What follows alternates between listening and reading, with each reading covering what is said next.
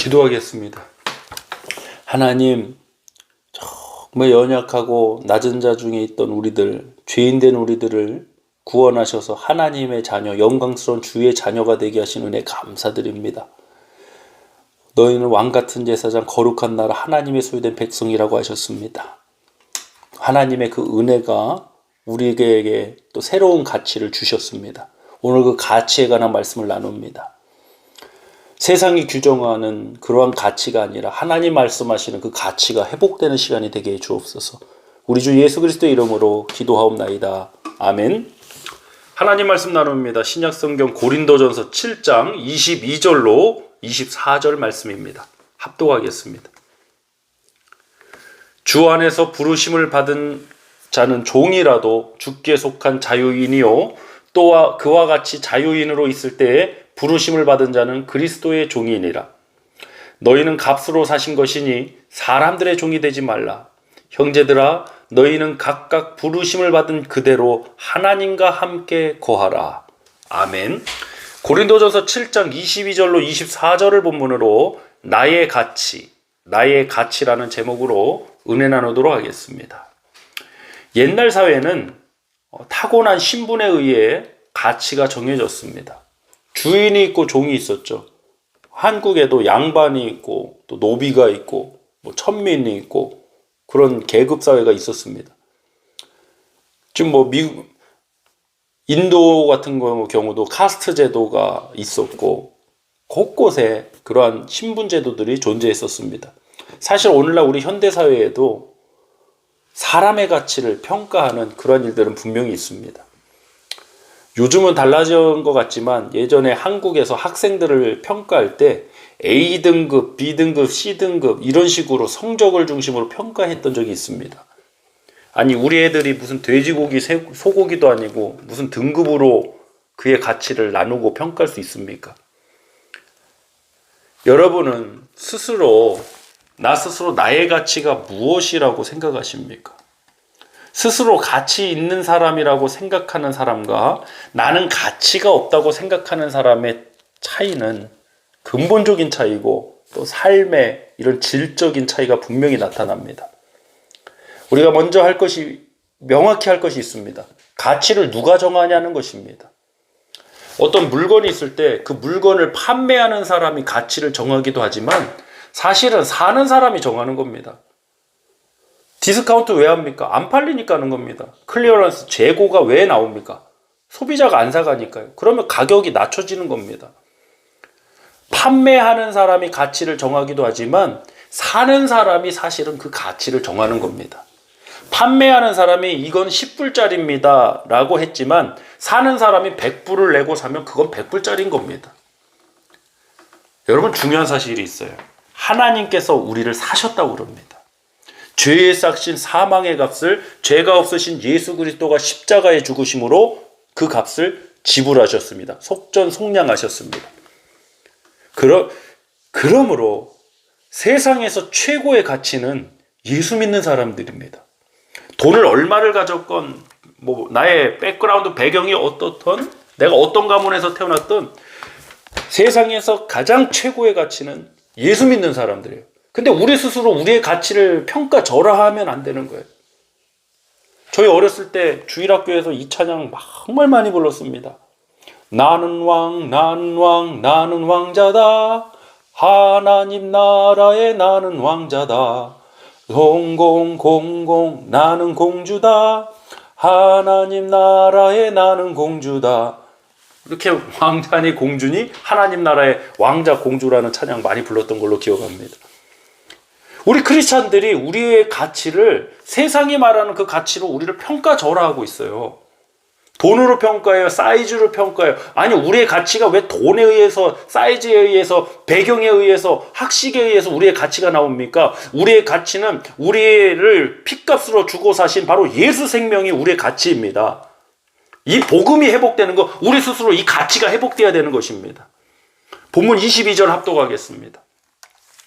주 안에서 부르심을 받은 자는 종이라도 주께 속한 자유인이요 또 그와 같이 자유인으로 있을 때에 부르심을 받은 자는 그리스도의 종이니라.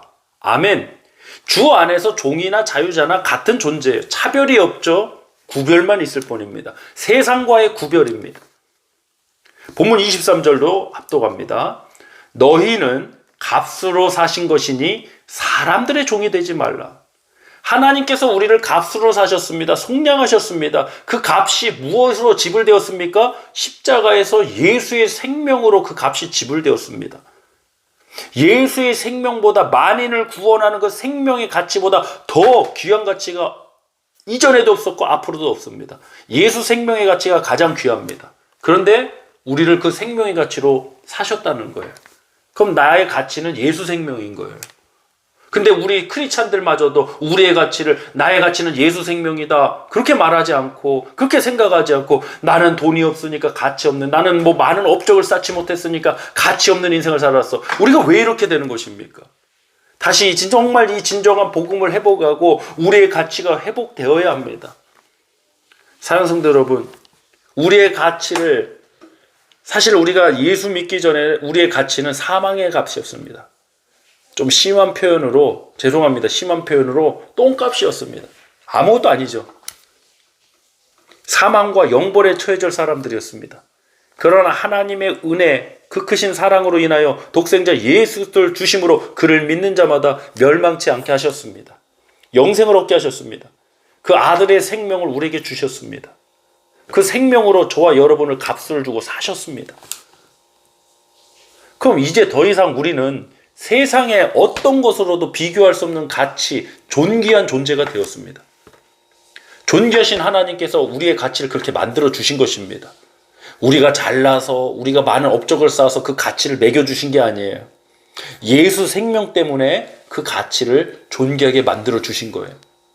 그럼 우리는 예수를 믿고 예수를 증거한다고 하면서도 스스로 자신의 가치를 세상 사람들과 동일하게 그러한 가치로 평가하고, 심지어는 교회 안에서도 그런 일 많죠, 사실. 돈 있는 사람들 더 우대해주고, 좀 가난하고 힘없는 사람들은 좀 멸시하고, 이러한 일들이 사라져야 돼요. 교회는 세상과는 다른 곳이 바로 교회입니다. 진정한 하나님의 나라의 역사가 회복되는 것이 바로 이 교회의 회복과 갱신으로부터 출발될 줄 믿습니다. 이런 가치의 회복이 사실 먼저 돼야 돼요. 한 조사를 보니까 충격적이에요. 목사에 대한 신뢰도가 대한민국에서는 20%도 안 됩니다. 10몇 %고, 그래도 이 미국은 조금 나은 게 30몇 %래요. 과거 80년대만 해도 그렇지 않았어요. 가면 갈수록 이 목사에 대한 신뢰도가 떨어져요. 목사 못 믿겠다는 거예요. 교회 사람들 못 믿겠다는 거예요. 아니, 어떻게 믿음의 사람들을 못 믿는다는 말이 나옵니까? 어떻게 이런 일이 있을 수 있겠습니까? 단순히 세상 사람들의 어떤 공격이다, 어떤 음해 세력이다, 물론 있죠. 안티 기독교 분명히 있죠. 교회를 해방하고 무너뜨리는 세력들 분명히 있습니다. 그러나 우리 안에 문제는 없습니까? 우리 안의 문제를 먼저 내 자신을 돌아보고 다른 사람들의 그 티를 빼내야죠. 그 잘못된 세상의 부조리와 이런 문제들 우리가 변화시켜 나가야죠. 먼저 우리부터 개혁이 돼야죠. 우리부터 변화가 돼야죠. 세상의 입맛에 맞게 변화되자는 게 아닙니다. 하나님이 주신 그 가치를 회복하자는 겁니다. 여러분은 최고의 가치입니다. 누가 뭐라든, 여러분이 스스로 어떻게 생각하든 하나님께서는 여러분의 가치를 예수 생명으로 매겨주셨습니다. 에베소서 1장 7절 말씀 합독하겠습니다.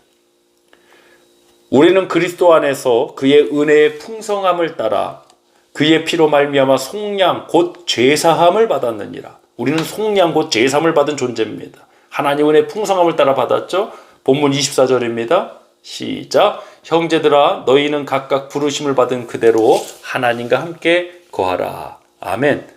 하나님께서 그냥 부르신 게 아니라 값을 지불하고 우리를 사신 바 되시고 부르셨어요. 그 이유가 무엇입니까? 하나님이 우리와 함께 하시기 위해서라는 거죠. 우리의 가치가 언제 빛나는 줄 아세요? 하나님과 함께 할 때 우리의 가치는 빛나요. 하나님에게서 멀어질 때 우리의 가치는 점점 떨어지는 거예요. 사랑하는 성도 여러분, 유명한 화가 피카소가 한 식당에서 음식을 먹는데 한 사람이 다가와서 내가 돈을 지불할 테니 그림을 그려달라고 하더랍니다. 근데 종이도 없고 그래서 식당 냅킨에다가 그림을 그려줬답니다. 뭐 냅킨이니까 금방 그렸겠죠.